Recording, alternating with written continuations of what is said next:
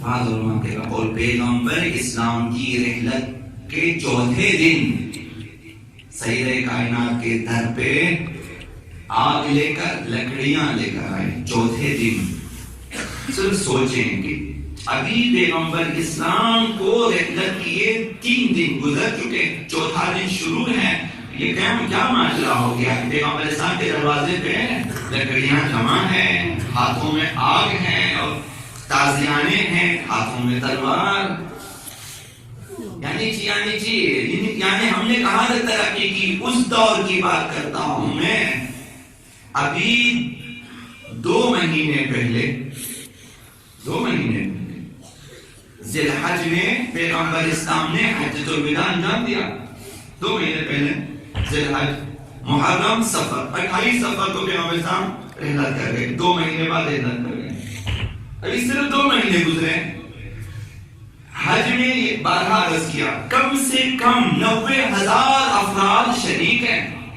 پیغمبر اسلام کے ساتھ 90,000 افراد شریک ہیں. یہ 90,000 سب مسلمان تھے, شیعہ تھے.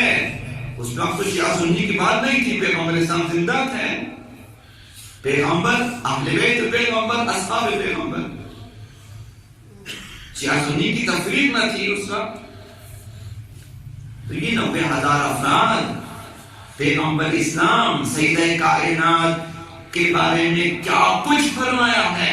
کتابوں کو پڑھیں, کتابوں. یہ جو بکھری ہوئی حدیثیں نہیں, جمع آوری شدہ حدیثیں جو صرف سیدہ کائنات کے بارے میں.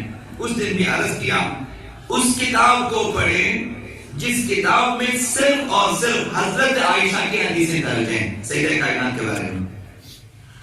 صرف اس سے بھی پڑھیں تو اس قدر معروف, مشہور, فضائل, مناقب سیدہ کائنات کے معلوم ہے. اس کے باوجود 2 مہینے گزر چکے, پیغمبر اسلام اس دنیا سے گئے. اس وقت تک تو یہ 90,000 تو صرف حج میں. مدینے میں کتنے تھے جو نہیں گئے تھے پیغمبر اسلام کے ساتھ؟ سب کے سب تو نہیں گئے تھے. تو لاکھوں, ہزاروں عاشقان رسول, لاکھوں ہزاروں محبان اہل بیت مدینے میں تھے. تو کیا ہوا کہ چوتھے دن لکڑیاں جمع ہوئی. چوتھے دن سیدہ کائنات کے در پہ آگ لے کر آئے ہیں. سوال یہ ہے, اس وقت شیعہ کہاں تھے؟ آپ کے محلے میں اگر آپ کے عالم دین کا گھر جلانے کے لیے کوئی آئے, کم از کم آپ کے ہمسائے میں چند افراد تو جمع ہو کے آئیں گے کہ یہ کیا کر رہے ہیں. لیکن وہاں کسی نے سنا, کسی نے پڑھا کہ بعض لوگ آئے تھے روکنے کے لیے, مجھے نہیں معلوم. بڑی تسلی کے ساتھ دشمن آئے, دروازے پہ آگ لے کر آئے, بڑی تسلی کے ساتھ. سوال میرا یہ ہے, وہ جو کیلو کے حساب سے آنسو بہانے والے کہاں گئے؟ یہ آنسو بیکار ہے اگر سیدہ کائنات کا دفاع نہ کیا جائے. آج بھی سیدہ کائنات کو اگر تکلیف ہے, اگر کوئی حسرت ہے تو یہی ہے, کاش کی میری سیرت زندہ ہو جائے, کاش کی امت کی بیٹیاں میری سیرت پہ چلیں. پیغمبر اسلام کی سیرت ہے سیدہ کائنات کی سیرت. سیدہ کائنات کو خدا نے بھیجا ہے امت کی بیٹیوں کے لیے, نمونے عمل بنا کر بھیجا ہے. خواتین سے بھی یہی عرض ہے کہ بے شک آپ نہ رولیں سیدہ کائنات کی مصیبت میں. سیرت سیدہ کائنات کو, حجاب فاطمی کو اپنا لیں. سیدہ کائنات آپ سے راضی بھی ہوں گی, آپ کی شفاعت بھی کرے گی. بھلے آپ نہ رولیں. اگر آپ نے سیرت فاطمی کو پائمال کیا, حیاء فاطمی کو پائمال کیا, ردائے فاطمی کو پائمال کیا, چادر زہرا کو رب پائمال کیا, قسم خداوندی ہے کہ آپ کی چادر جس میں آپ کا پردہ ہو, وہ چادر شہداء کے خون سے کہیں بہتر ہے, کہیں برتر ہے. یعنی اگر ایک خاتون, سیدہ کائنات کی شیعہ خاتون, اگر حجاب کی پابندی نہیں کرتی سمجھے کہ چادر سیدہ کائنات کو پیروں تلے روندا ہے.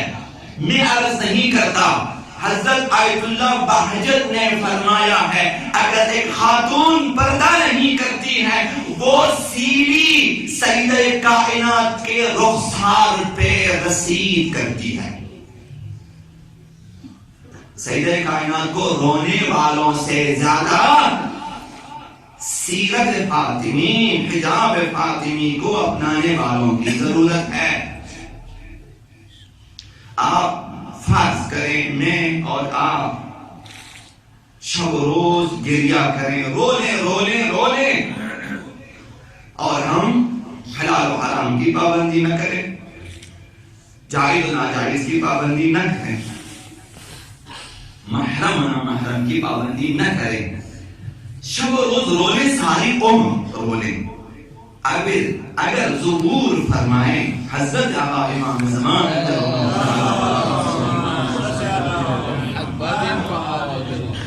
یہ ساری عمر رونے والے اور حلال و حرام کی پابندی نہ کرنے والے آقا امام زمان کے لیے قابل قبول ہوں گے یا نہیں؟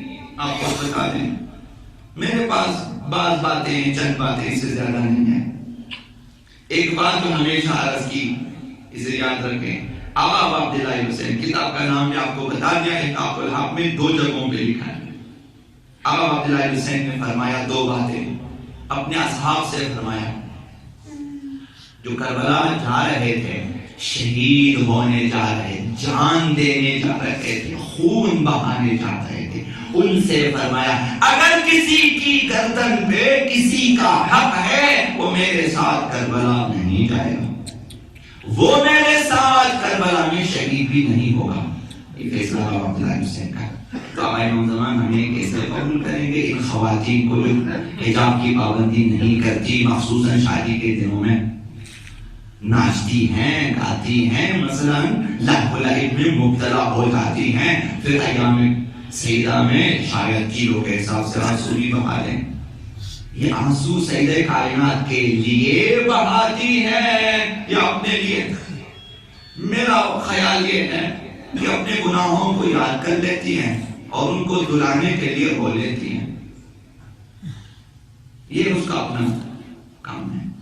سیدہ کائنات کے لیے قابل ہو. دیکھیں دوسری بات، یا عبداللہ حسین کی بات عرض کی آپ کی خدمت میں، خود سیدہ کائنات کی بات، یہ بھی بات عرض کیا تھا، حاضرین کی خدمت میں عرض کیا تھا کہ ایک شخص اپنی بیوی کو بیچتا ہے سیدہ کائنات کے پاس کہ جا کر پوچھیں کہ میں، یعنی وہ شوہر، کہ میں ان کے شیعوں میں سے ہوں یا نہیں. یہی سوال، سادہ سا سوال.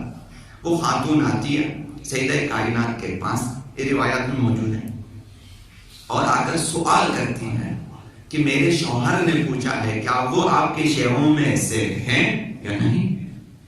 سیدہ کائنات نے فرمایا کہ اگر ہمارے احکامات پہ عمل کرتا ہے تو ہمارے شیعوں میں سے ہے، وإلا نہیں. یہ جواب ہے.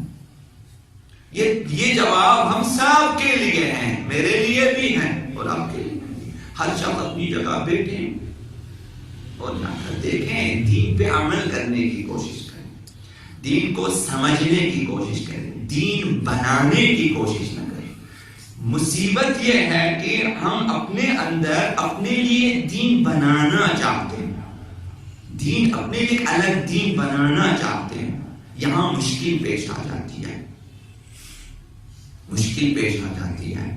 دین بنانا چاہیں، اپنی طرف سے مراسم بنا لیتے ہیں. ہم یہ رسم بھی کرنا چاہتے ہیں، وہ بھی کرنا چاہتے ہیں، یہ بھی کرنا چاہتے ہیں. اس طرح اپنے اندر ایک الگ دین بن جاتا ہے، ہم اس میں گرفتار ہو جاتے ہیں، اصل دین سے ہم دور ہو جاتے ہیں. یہ عرض کیا کی خدمت میں. تو دیکھیں آقا عبداللہ حسین کو زیادہ اہمیت دینا، آقا امام حسن مجتبی علیہ السلام کو اہمیت نہ دینا، ایام عاشوراء کو اہمیت دینا، 15 شعبان کو اہمیت نہ دینا، ایام فاطمیہ کو اہمیت نہ دینا، یہ ناانصافی ہے.